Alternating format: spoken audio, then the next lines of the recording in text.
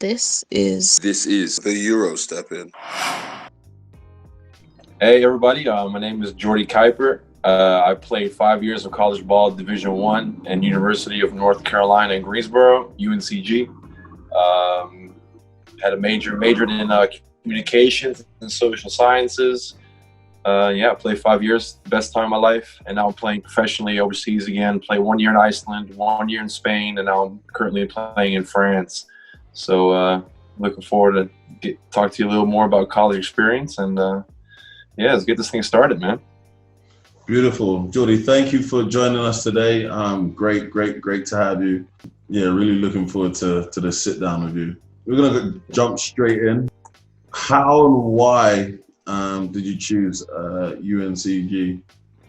So for me, I was 16 years old, and I had an older sister that played college ball in Denver, and I visited her and watched her play, and I was like, man, I really want to get a taste of this college basketball life. It was like, almost too good to be true. So there was no schools looking for players in Holland. So when I was 16, I decided to go to Spain, join the Canaries Basketball Academy, where I actually, met you, Coach D. So basically had 1 year to work my butt off and try to get myself noticed and recruited. Definitely the hardest year of my life, but once I was able to kind of get my flow, my rhythm improve a little bit. The one thing that the head coach Wes Miller from UNCG came over to Spain, to Gran Canaria to watch another player, and I was able to, by just trying to outwork, out hustle, out communicate, doing the little things. I was actually the one to call his eye, set me down. We had a talk, and I think the biggest thing with him and me and UNCG was that we really shared the same vision about the game.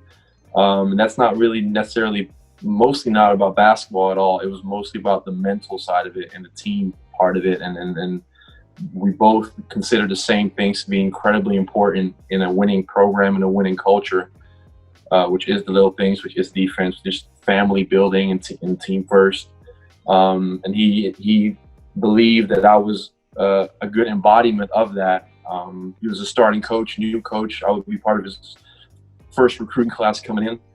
So that was immediately a great click. And then I think the biggest thing too is that he was actually there in person to talk to me, and I could look him in his eyes, and I feel like most people are able to tell when you talk to somebody face to face when they truly mean what they're saying, and if there's no type of front or no acting involved. You can really say a lot about and see a lot about a person when you're face to face. So a lot of coaches offered me scholarships through Facebook and whatnot, and that was great, but it didn't have the same emotional connection to me be able to sit down with him face to face. So I think having that same vision of what a winning culture looked like, and him projecting that onto me, immediately hit it off from the start. And we had an incredible 5 years, and we were able to build up that program to a winning program that won back-to-back conference championships my last 2 years, went to March Madness, the Big Dance. So being able to build something up there from the ground up is by far the most rewarding experience of my life. And just, we really shared that same vision. And I think that's really helped us right off the gate, basically. That's excellent, man. That's I think the face-to-face thing, being able to get a visual, just like a visual feedback, straight away, rather than talking to someone over the phone or via Facebook, just it being that person. And I guess, you would have connected with Coach Miller as well because he was young, so kind of, felt that connection through the age. Yeah, sure. It's pretty good. What type of scholarship did you get, and did your grades play any factor to it? Yeah, so I got a full ride scholarship. Really blessed to get that. Basically, school paid for, housing paid for, food paid for, all included at a good school, which was obviously incredible to get, especially in Division I school.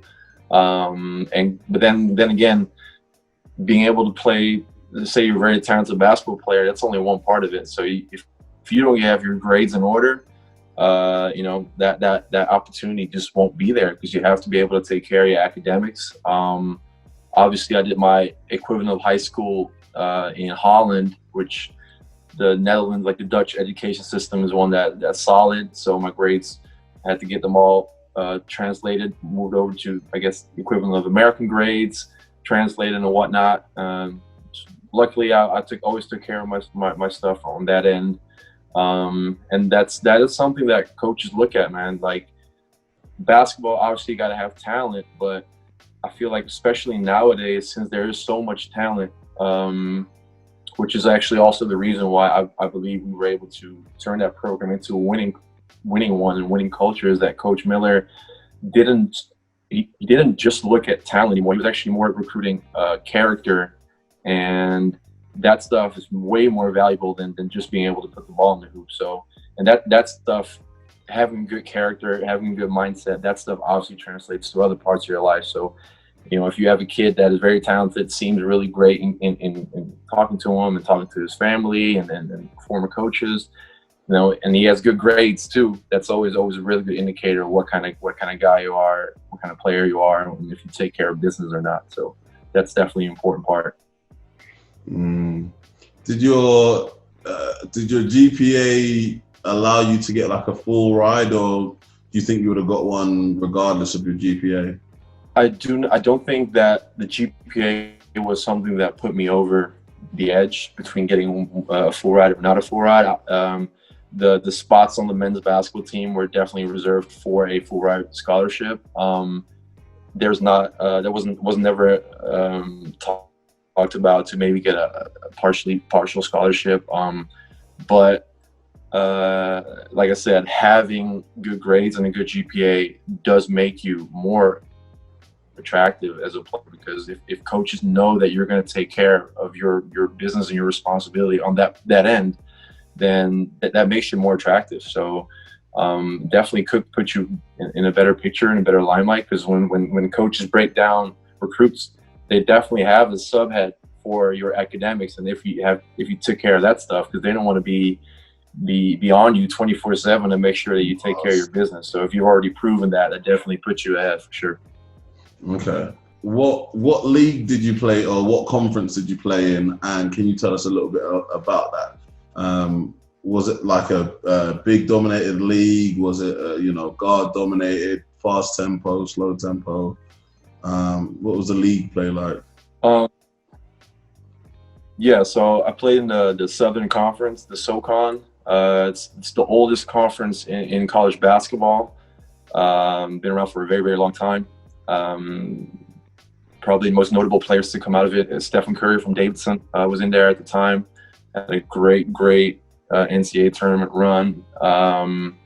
And while I was there, it was a very, very high level, high competitive league.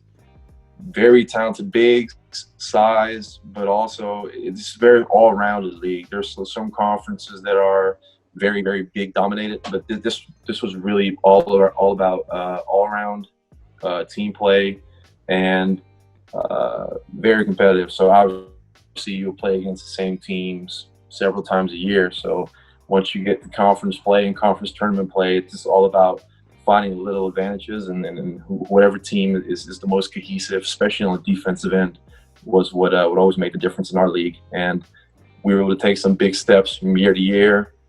And when it was my last 2 years, when I became captain of the team, and we really were going to have a shot at winning the conference title, was obviously when it was most fun for me, but also most rewarding, because I was able to, we established a culture and a expectation from what it takes to be a Spartan every day.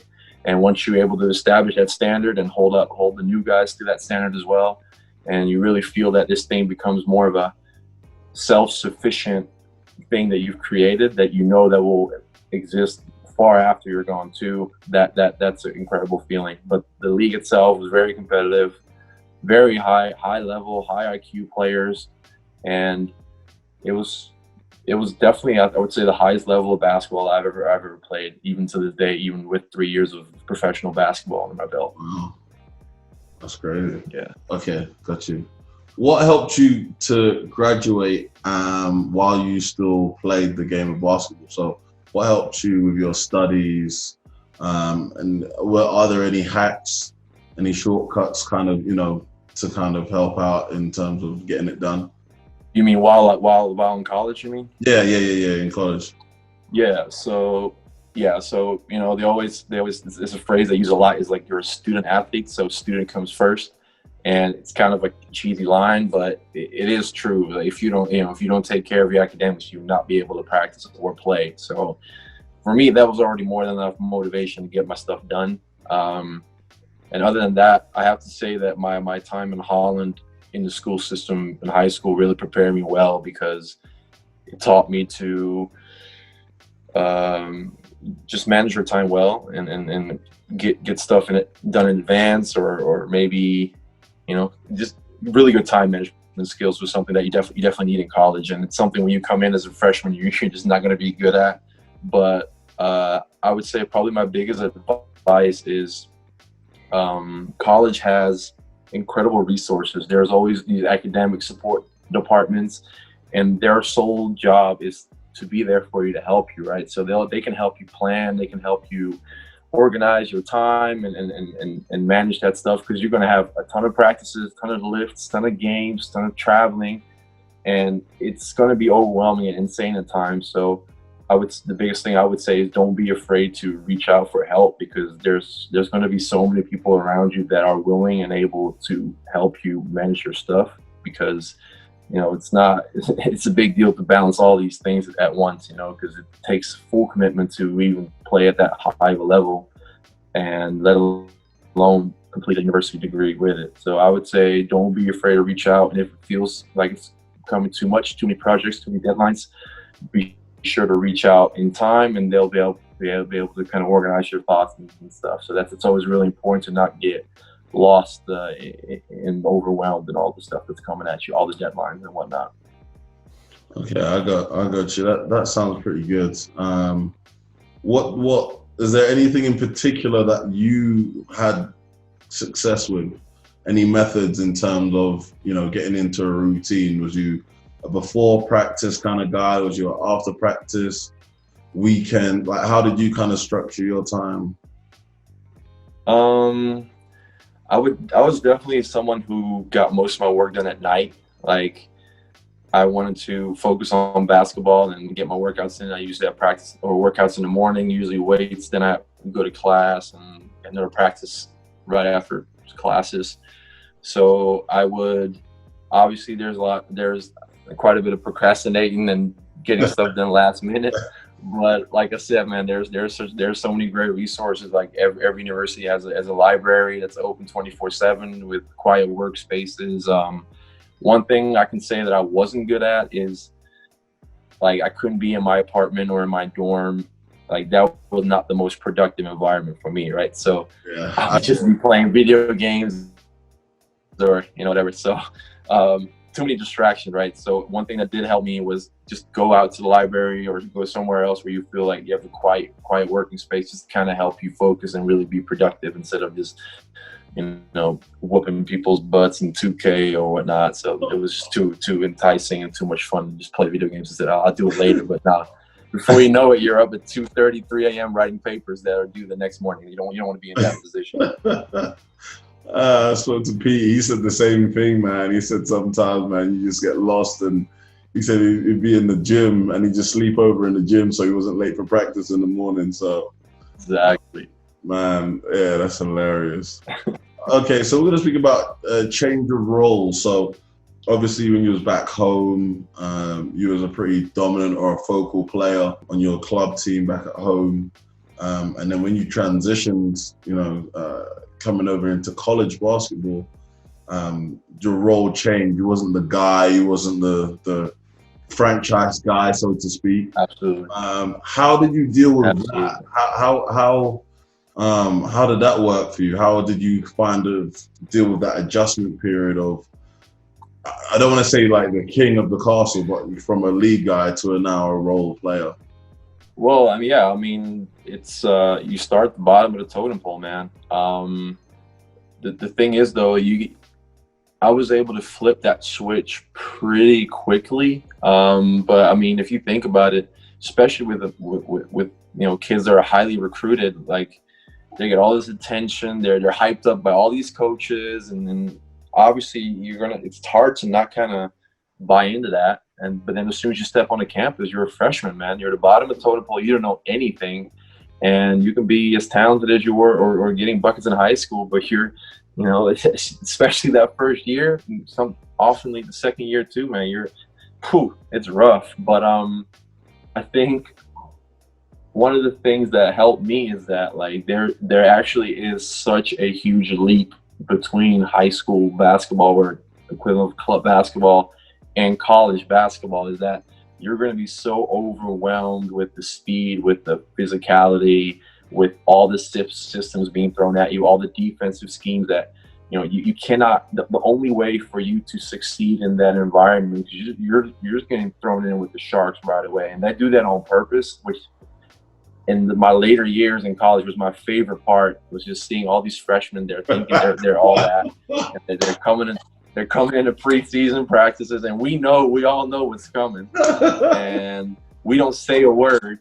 And the coach just goes, all right, guys, here we go. And he just calls out all this stuff that's just like, they don't even know what hit them. And they're just, at the end of practice, they're just laying down. They're like, what in the world just happened? But what I was going to say is like, there's just, the only way for you to succeed in that environment is to humble yourself, is to open yourself up to criticism, and just because you want to figure it out as soon as possible. And you cannot do that if you continue on that stubborn, oh, I'm all this, I'm supposed to be. You don't deserve anything. You don't deserve a minute on the court. You got to start on the bottom of the totem pole. You got to earn every single thing that comes your way. And I was fortunate enough to be part of a university and a program that embodied that culture too. Like, we recruited some incredibly talented freshmen, guys that will probably end up going to the league in a year or two, and they were like gods in high school, right? They got everything they wanted. They were like incredible, but like, even they knew when they stepped on campus, if they saw their upperclassmen and their current franchise players still approach these practices and workouts with the same humbleness that a freshman should have, how can they not look at that and see like, okay, well, if they're not even like that, then how am I, in what position am I to demand or act a certain way? If even the most highly looked at or regarded players on the team approach this every practice and every day the same humble way and eager way that I should. So like,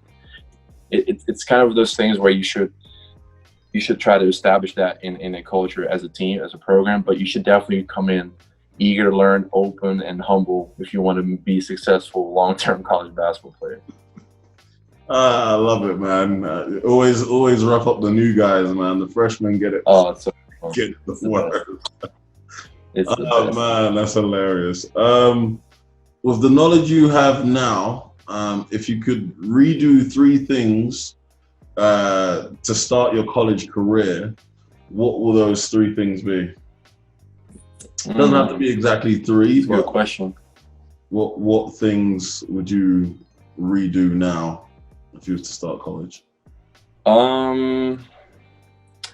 Well, so there's this thing that a lot of people say, and I agree with it, is that like every year in college goes by faster, right? And then when you tell freshmen that, they're like, there's no way, because this season's flying by. But I think the biggest thing that I would tell myself when I was 17, 18, going to college is like, just to enjoy the moment more, man, because I'm a 3-year pro now, and I'm like, I would give anything to go back to college, man. That it was the best time of my life. And my last 2-3 years, especially 2 years, I started to actually realize and appreciate how special it is, and that there's no time or place like it in the world, and you'll never ever get back in that situation ever again, no matter how good or cohesive of a team you have in the pros. There's just no way to simulate that college experience and within that team and outside the court. So I would just tell myself to kind of take more moments where I would just stop and like appreciate everything, man, and be thankful for the opportunity that you get. And instead of, I was just stressed a lot and like overthinking things, and like I want to be good. I don't want to make mistakes. I don't want to do this. But like in that, you're kind of so obsessed with what's ahead that you're not enjoying the present. And I think that's something that a lot of freshmen, I told all the freshmen after my later years too, like just enjoy the moment. And you're only going to be a freshman once, and after that you blink a couple times and you're graduating. So really live in the moment and just take every day as a learning experience. And college is the time you not only develop as a basketball player, prepare for whatever is next with basketball, but it's like really the most important years of my life as becoming a man and learning about yourself. And that's an experience that I wish everybody could have and really wish they could enjoy to the fullest. Well, that kind of ties into our next question. What's the best part of playing college ball? Whew. I don't know how long you want this interview to be, but I can go on for hours, man. I would say,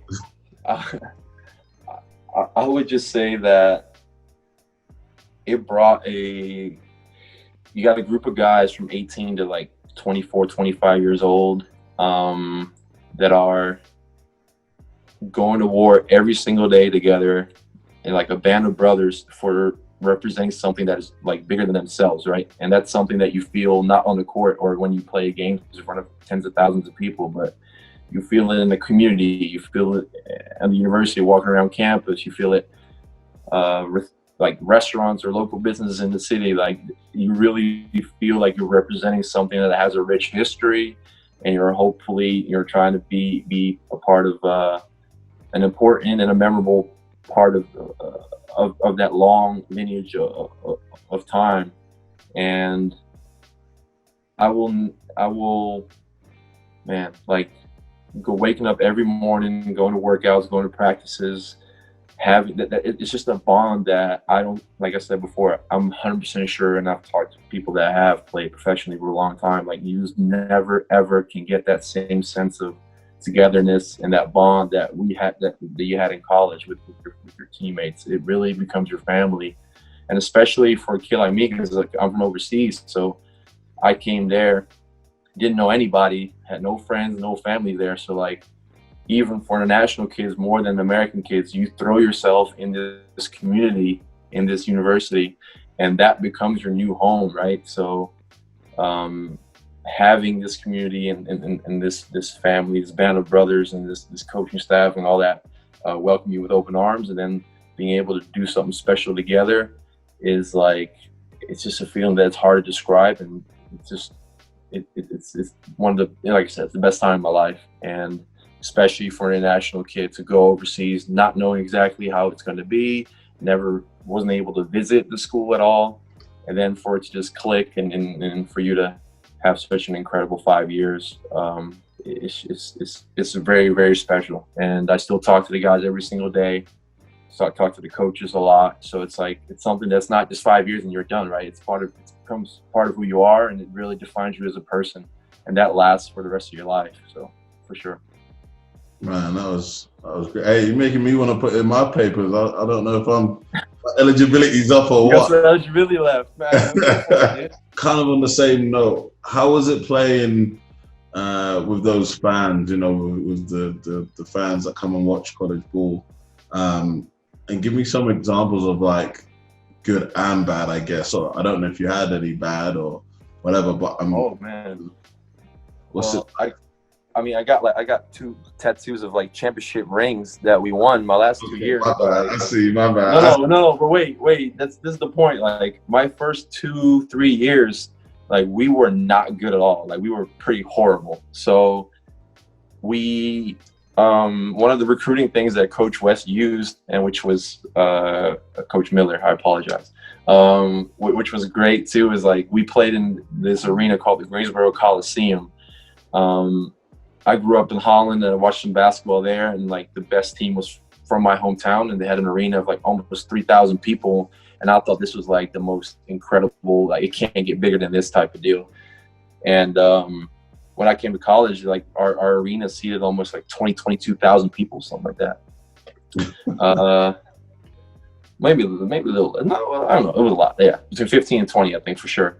And, but then again, like it sounds cool, right? But if you don't have a winning culture or a winning program, you don't have this buzz in the community, you go out to play there and like you have 1,000 or maybe 2,000 people there, that place feels huge and empty, man. Like I used to be able to hear the cleaning lady in the corner of their like yell something at us or like cuss us out for doing something wrong, and then just echo around the whole place.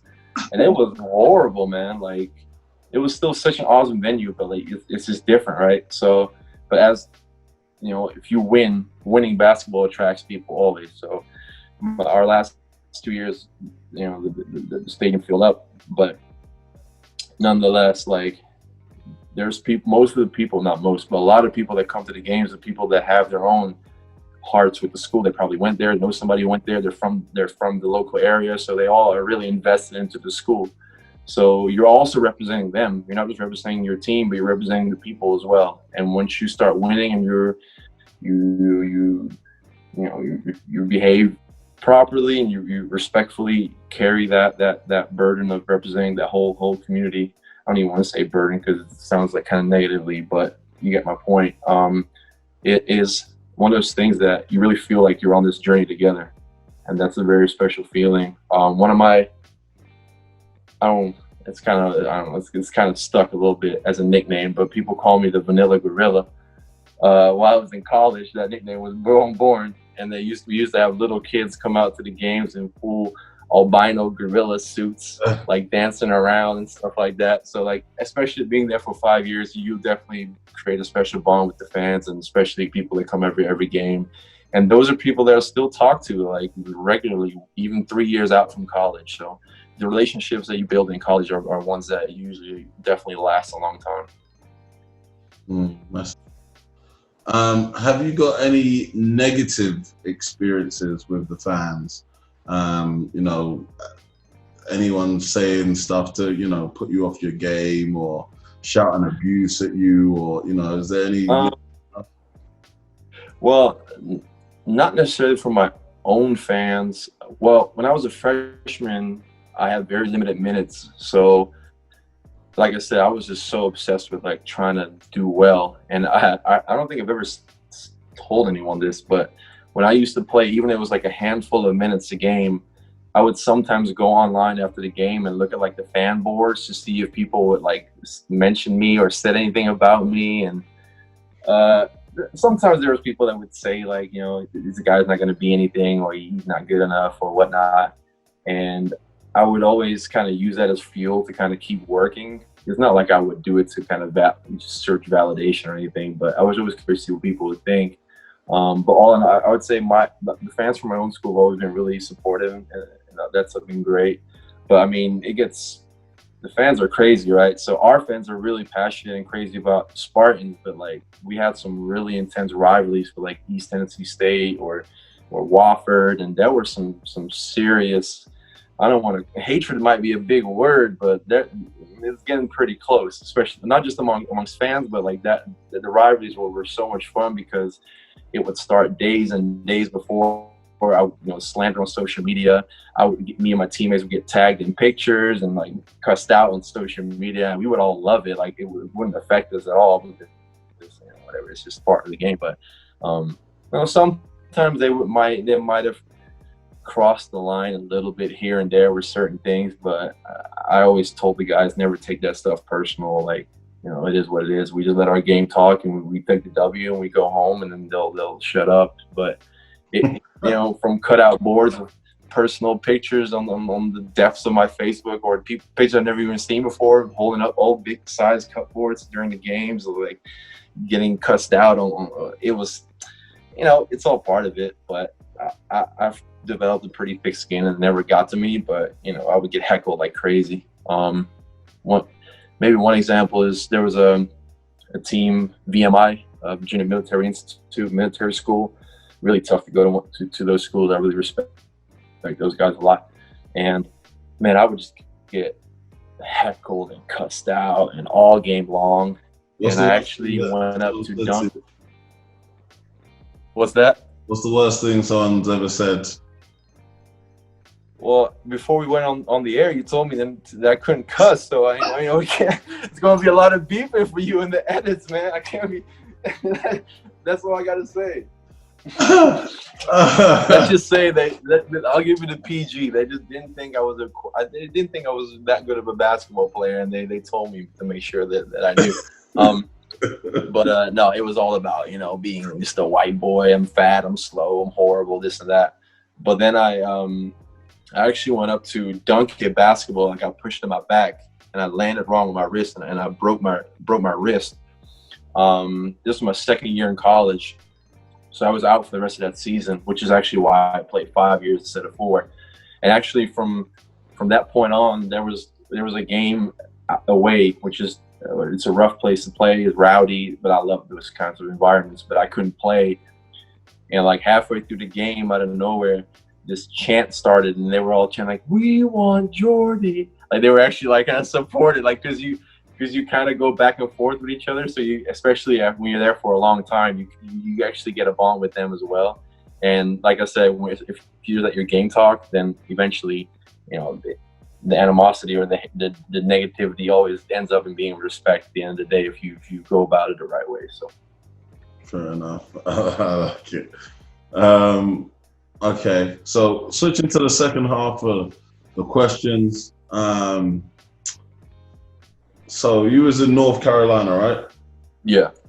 What's the weather like in North Carolina? What are the seasons like? Is it really cold? Is it hot? You guys got mosquitoes, tornadoes? Tell me.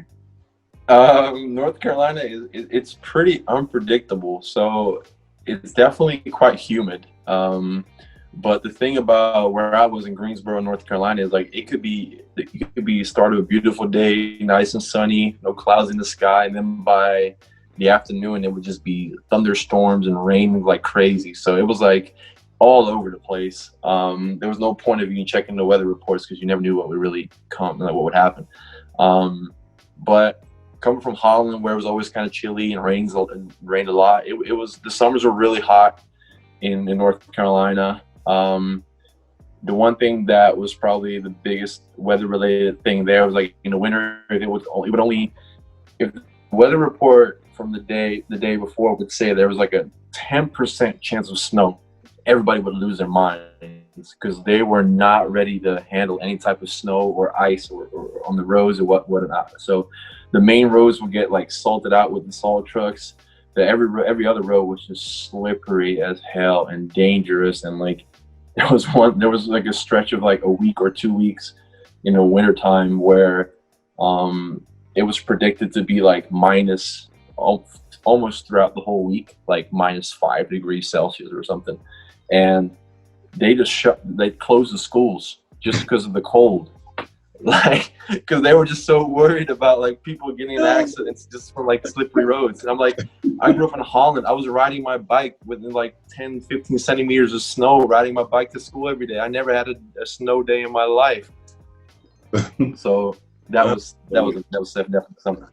But yeah, North Carolina, it gets extreme. We had some tornado warnings here and there, nothing too crazy, but it was hot summers, dry, humid, but America got air conditioning everywhere, so you never have to worry about, being hot inside because every single building you can think of has AC unit. So. Okay. So yeah, make sure you take an umbrella with you when you got your shorts and flip flops on, huh? Yeah, damn right. Okay. What's the time difference between Holland and North Carolina? It's 6 hours. So Eastern time. So right now, Holland is 6 hours ahead. So let's say right now it's 7:30. It's about 7:30 p.m. here.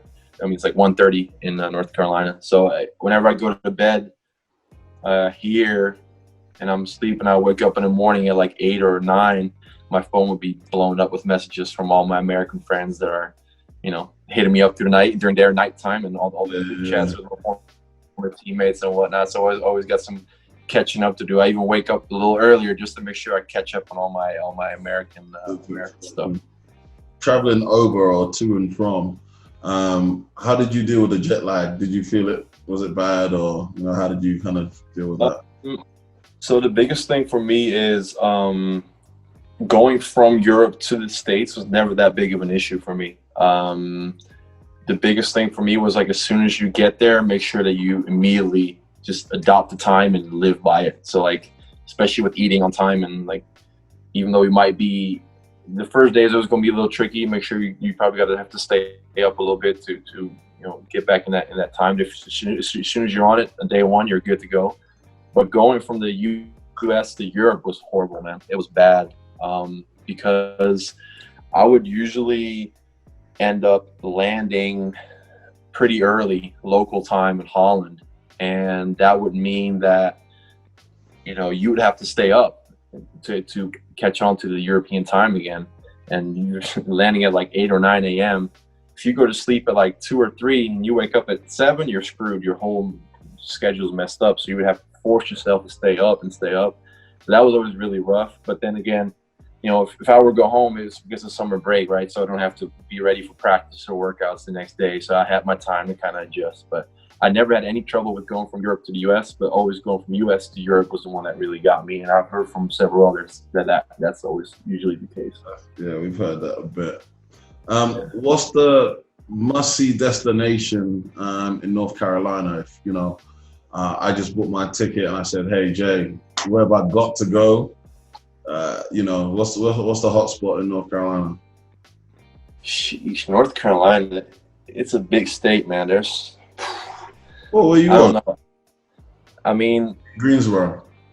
Yeah, so Greensboro probably doesn't have a lot of crazy sightseeing things, but one of the things that I love about the area that I was at is that it has such a rich history of college basketball. So like, UNC, University of North Carolina is right there.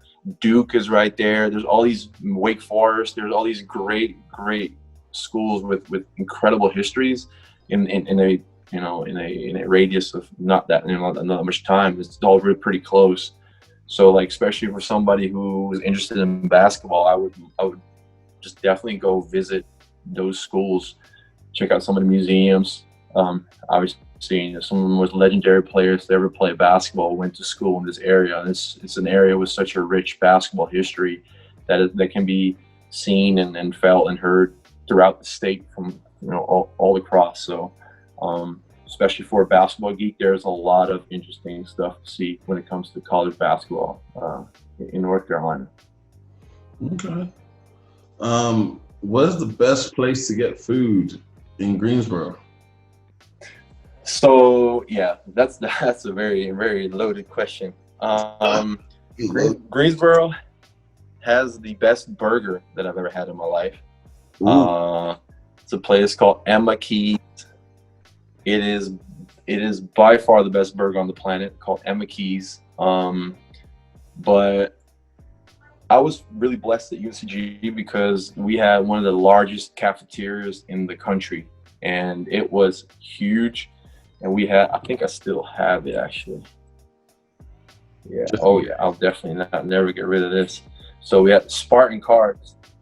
Okay. And every time you would, you want to go into the caf, you use one swipe, and you have a certain amount of swipes per week. And basketball players have unlimited swipes.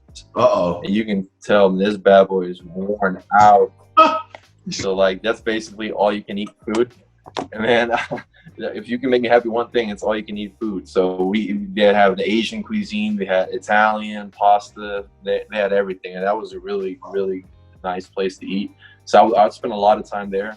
And then probably one of the things I miss most about American food, even though it's not typical North Carolina, I love Chipotle, man. Chipotle is my favorite. I could always go pick up a bowl, get some protein in there. That was my go-to. So I definitely miss that.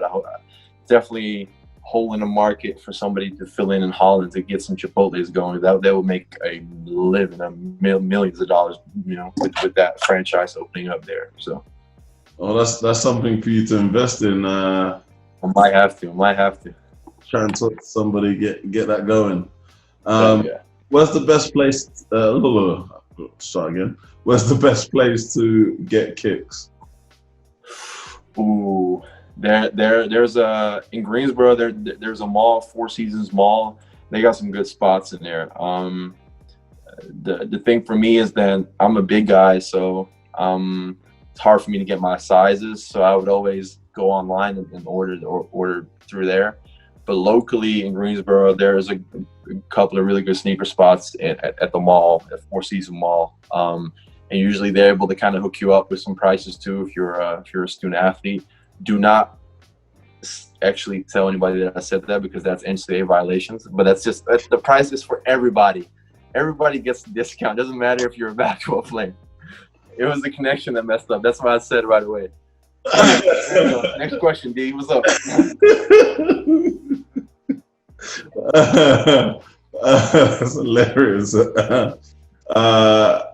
What's the best American holiday? Best American holiday. They actually have a lot of holidays. A lot of holidays. Yeah, and I would say all of them are. I would say especially when you're just there, I think the best ones are the ones that you don't know that are coming, and you're just ready for workouts or classes, and out of nowhere you have a day off, and you're like, oh crap, okay, yeah, nice. But I don't know. There's a lot of them. I would say Christmas probably, because even though we have it over here as well, Christmas is a huge deal over there, and it's just like the movies, man. They go all out, and it's impossible to be in the U.S. around Christmas time and not get all caught up in the Christmas feels, man. It's an awesome holiday, and especially to want to celebrate it in America, it's really cool. Okay, I feel you. I'm surprised it's not Thanksgiving, especially like, you made the deal about the card swiping, for the food. I thought Thanksgiving would have been a easy layup. Man, I've been away from the U.S. for 3 years now, and that's how long it's been. But when it comes to food, there's no better holiday, man. They go all out with the food when it comes to Thanksgiving. Those meals have had me full for the whole week after that, for sure. It was incredible food. Absolutely right. Containers, like to go plates full for weeks, huh?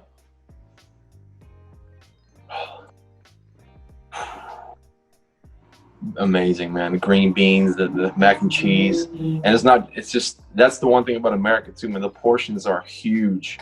And like, I drink a lot when I eat. So like all the refills are incredible. Refills, every restaurant, cups that are that big. Man, don't get me started. That's fine.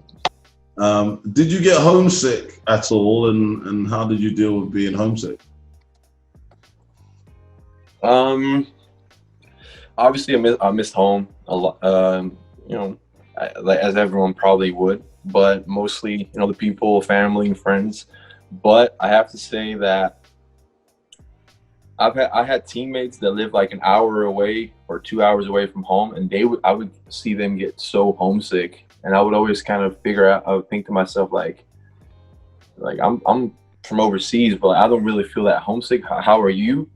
Actually am feeling like, how are you homesick? But the thing for me with that is like, they're 2 hours away, right? So there's one car ride away, and having that in your head at all times, like, oh, I can go home, like I'm so close to home. I feel like that almost makes it worse. Like if I'm across the pond, I'm a 8-9 hour flight away, and like there's no chance in hell that I'll be able to go home for a weekend or anything like that. So I feel like subconsciously that kind of helps you get into the mindset of like, I'm here now, I'm not going to go home until summer, and it kind of helps you change your mindset, not even think about it too much. Plus your life in college and your schedules are just so insane and so crazy and so busy that I didn't even have a lot of time to feel homesick. It was not until like maybe after the season that I would have another month or 2 months left where I had no workouts or less workouts and less school, and then when you're alone with your thoughts and you kind of have a lot of free time, that's when that stuff creeps in. And when we're going full speed in the season, man, you're just enjoying the ride, and you're like almost like a rock star on tour, man. You just go from place to place, from practice to practice. It's so much fun. You don't even have time to think about being homesick. At least I didn't. Okay, I feel you. How did you deal with distractions? So, you know, at college, and I guess this is I always leave it to the end, but, you know, being in college, there's a lot of parties, drinking, drugs, girls, so on and so on. So how did you deal with these distractions? Yeah, man, it's especially from being overseas, you kind of the only picture you have is like from the movies, like crazy college parties and girls, and you think, you know, it's kind of over the top in the movies, but it does get pretty crazy like that. And for me, it was obviously the athletes are always kind of put on this pedestal, and they always get extra attention and exposure. Our school did not have a football team, so men's basketball was like the poster child of the school, right? So anywhere you went, like if I had to go to a class and it was like a 5-minute walk, it would always take like 15 minutes because people would stop me and talk to me. And like, it's just kind of like comes with the territory, but it also translates to all the other stuff, man. We used to have meetings, or they still do have meetings before every year, where they sit the whole team down and they like educate and prepare all the guys for the types of situations they're going to be in, when it comes to parties, when it comes to girls, when it comes to being alone with girls, especially with, you know, today's day and age. There's a lot of opportunities to put yourself in situations where, you know, it can be really dangerous. Like you do not want to be put in a situation where somebody accuses you of something, or you get put in a situation where somebody you know, saw you at a party where people were doing drugs, or like if you're on a fight, or if you're at a house party and a fight breaks out and you had nothing to do with it, but you were just there, then the headline is going to be UNCG basketball player was at this party when the fight broke out. Like, it's always going to be about you, even though you had nothing to do with it. So you have to make sure that you're aware of that extra exposure and almost that target that you have on your back. I was fortunate enough. I feel like I was strong enough. My first year, it was all really overwhelming and parties and girls, and it was really, really cool for me as a young 18-year-old to kind of, you know, experience it a little bit. Obviously, you kind of have to go through that, of course. But I did realize pretty early on that you can have fun, and college is the most fun you'll ever have in your life, and probably ever have in your life. That freedom that comes with everything. But as long as it cannot go against this mission that you're on with the team. And as long as those two do not clash in conflict, then you can definitely have fun. Absolutely. But I would say the biggest thing is be very careful, and like, especially when it comes to girls, man, like, you just do not want to be going around sleeping around with all these girls, because it's dangerous, man. Like, especially in this day and age, you know, I've seen a lot of stories of guys and also girls get put in situations where they might be accused of something, or they you know, it's always, especially when alcohol is involved, man, that's a deadly combination. So you always want to be careful. That's not just for athletes, but for everyone, but especially with athletes. And luckily, there's a lot of great educational stuff that's done before the season to make sure the guys are ready for that. And, you know, social media, and you don't want to be, you got to be aware, you know, don't want to be put on recorded doing something you're not supposed to do. And, you know, best thing to do that is just to avoid all of it together. But obviously you're not going to, because you're in college. So just be aware, be safe, and always stick around with teammates, because, you know, you always got each other's back when stuff does go down. So that's the good advice, I guess. Well, I appreciate that, man. That's pretty good. And I think, especially having these talks with you guys and girls, I think the one thing that's reoccurring is like an understanding that stuff's gonna happen.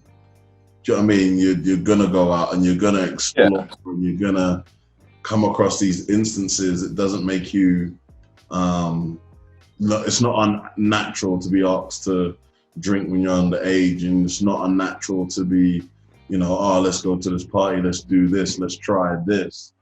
And I think absolutely not. I think the general consensus that I'm hearing is that, hey, just, make sure you're in a controlled environment, make sure you're around some good people, and kind of just have a reality check with yourself to say, hey, this is why I'm here. And, it should pan out most of the time, if not all of the time. So, I really do appreciate it. Yeah, man. So like exactly what you just said, man. Like the last thing you want to tell these kids is like, don't do this. Don't go to parties. Don't do this. Because when you're in college, like it's gonna, you have to go out and explore and discover yourself a little bit to see where your limits are at, see how you respond to these situations. And like the best way to do it is to do it in a, like you said, a safe environment, right? So like that's one of the things, big differences between America and Europe. Obviously, the drinking age in Europe is very low. When I was growing up, it was 16 years old. You could have like a beer and whatnot.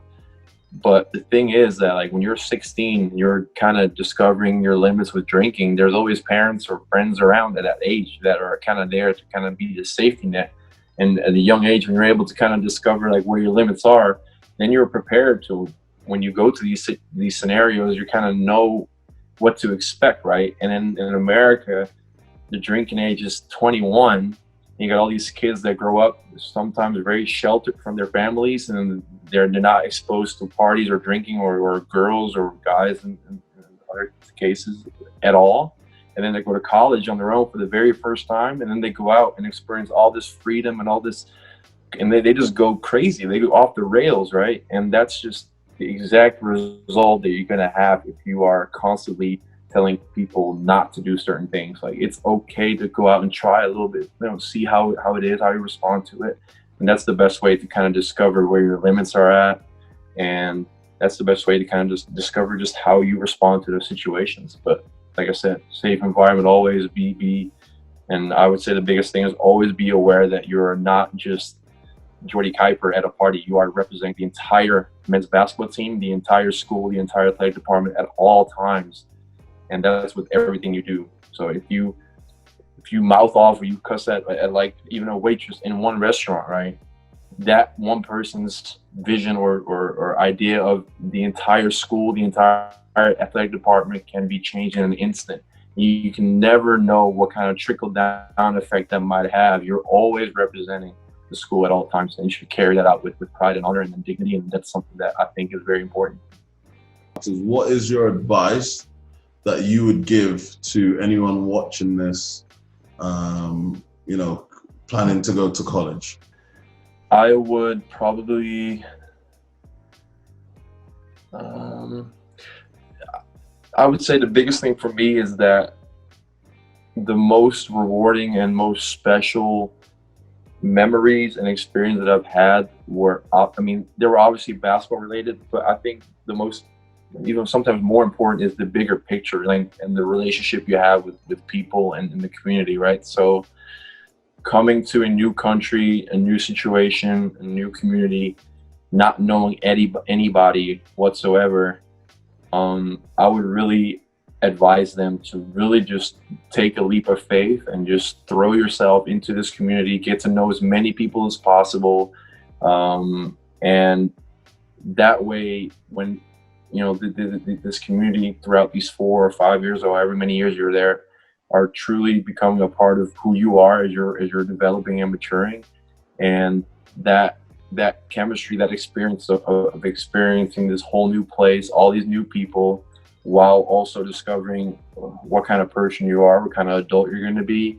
It's so much more rewarding when you're as open-minded as possible and never shy away from a new experience, whether it's on the court or off the court, and just really try to live in the moment and not worry too much about, I'm not playing in my first year, I'm not doing this, I'm not doing that. You're a freshman, like you're not supposed to, there's no expectations whatsoever from a freshman. They're there to learn, they're there to discover, and it's not until 2 or 3 years in that you're really going to be able, usually in your second year, you start to realize, okay, yeah, the game is slowing down, I'm starting to get a hang of this thing. Every single player, no matter how good or bad they are, they went through the same thing you went to, and it's okay. and don't put too much pressure on you right out of the gate. Like, enjoy yourself. Don't worry about, you know, playing X amount of minutes or putting out this amount of points right away.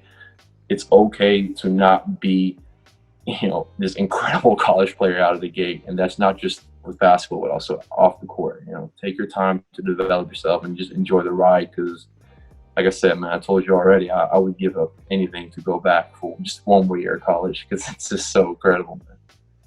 Man, that's awesome.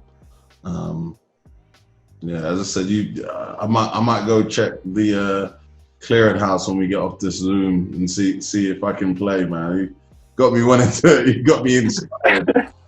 Definitely got me inspired. And the last question that I wanted to ask you is pertaining to you. So you have diabetes, Yep. and you know you've been pretty inspirational. You know, even me watching in the background and seeing you do your thing, and you know, have your talks and talk to a whole group or a bunch of different groups of people about it. Do you want to talk about how playing with diabetes and a long-term condition, like how was you supported? What was the challenges? You know, just touch on that briefly. Yeah, so I was like a really happy, active kid playing basketball, and I was like 8 or 9 years old, and started feeling really sick out of nowhere and lost a lot of weight. I felt really bad. So went to the hospital and found out that I had type 1 diabetes. Completely changed your life immediately. Basically, you have to be cautious of every single thing you put in your body, eating, drinking. You have to know how much sugar is in it. Basically, a really quick summary. If you, Coach D, were to go eat dinner, there's sugar in the food, of course. So you eat it, your blood sugar would go up, but your body would immediately make insulin to make sure that your blood sugar levels stay perfectly normal. And people with diabetes, like I have, do not make any insulin ourselves. So every time we eat, we have to count the carbs. And then I have a insulin pump that's connected to my body at all times that actually gives me the insulin that I need. So it's basically a 24/7 full-time job to manage your blood sugar levels, which is already hard enough to do when you're not playing sports. You know, there's a reason why there's not a lot of high-level professional athletes with diabetes. There are a few. I wish there were more. Just takes a lot of hard work and dedication to kind of be on top of all that at all times. But I remember probably the most important thing for me was that as soon as I got the diagnosis as a little kid, the first thing I asked my doctor was like, okay, this is all very overwhelming and kind of scary, but like, can I still play basketball? And he said, yeah, you can, but it's going to take a lot of hard work and a lot of sacrifice to make sure you're at the same level as all the other kids. But that's all I needed to hear. Unfortunately, there's a lot of kids that when they get the diagnosis, they're just overwhelmed with scary information. Don't do this, don't do that, and be careful with this. If that's the first thing you hear when you're a kid, and the first thing you hear as a family, that's the mindset you're going to have. And that's the mentality you're going to adopt. So I try to use my story as hopefully an inspiration to kind of show like, hey man, like you're diabetic, but you can do whatever you want. It doesn't have to be sports. It can be anything. Like, if you are willing to put the work in, like, it's not going to be perfect. Everyone makes mistakes. Everyone has bad days. Even I do. I never want to put out the picture that I'm like this perfect role model, because no one is. And I also think that's the beautiful thing about playing with diabetes, is that like I still learn so much from kids and families that I talk to. I talk to kids on a weekly basis that ask me questions. How do you do this? How do you do that? And they sometimes think that I'm this guru that has the magic, solution to everything, and I really don't. And I actually still pick up new things from these kids, talk to them, and that's the experience of exchanging experiences is something that's very, very special and rewarding. So I would just say that it has helped me and put me in perspective that like I've had some injuries. I had a minor knee surgery this summer. I've broken bones before, but every time I have a setback like that, I always realize, well, a broken bone or a sore sprained ligament, that's nothing compared to what I already played with and what I've already overcome with my diabetes. So it always kind of helps me, kind of take a step back and look at the bigger picture. And I'm like, no, man, I'm very blessed to already have so much awesome experiences on my resume, and all that I've achieved already with diabetes. It's all been wonderful, and I just try to hopefully be, even if it's just a little bit of an inspiration to people, to kind of show them like, hey man, like I can do this. You can definitely do whatever you want to do as well. So that's it. But like I said, don't want to make it seem like I've beaten or cracked the code or anything, because I still struggle every day as well. So that's definitely the big takeaway, is that it's no one's perfect. It's still a 24/7 full-time job, but it's just one that is not impossible. So that's the biggest thing. Hey, appreciate it, man, and thank you for the talk. It's been amazing having you with us today, and you've said a lot of stuff for these parents, these families to take away. Sorry, the last thing I want to say is that, like, if anybody has any questions or anything about, I know they obviously got you to reach out to, but feel free to include my social media or my phone number, whatever it is. I'm also always available to help anybody go through this college process, because also the whole process of picking a school, or that whole recruiting process as well, it can be really overwhelming at times, and having somebody there to kind of been through it all had really helped me in the past too. So don't feel free to tell whoever watches this to reach out if they do have any questions. I'm always here. Beautiful. Much appreciated, my guy. Yeah, man. No, my pleasure. I like that. Well, thanks all for watching the EuroStepping. I think it's a great opportunity to get a little more insider information on how this whole college thing works. And wish you all the best. This journey you're pursuing yourself, man, and good luck, and go get it done. This is the EuroStepping.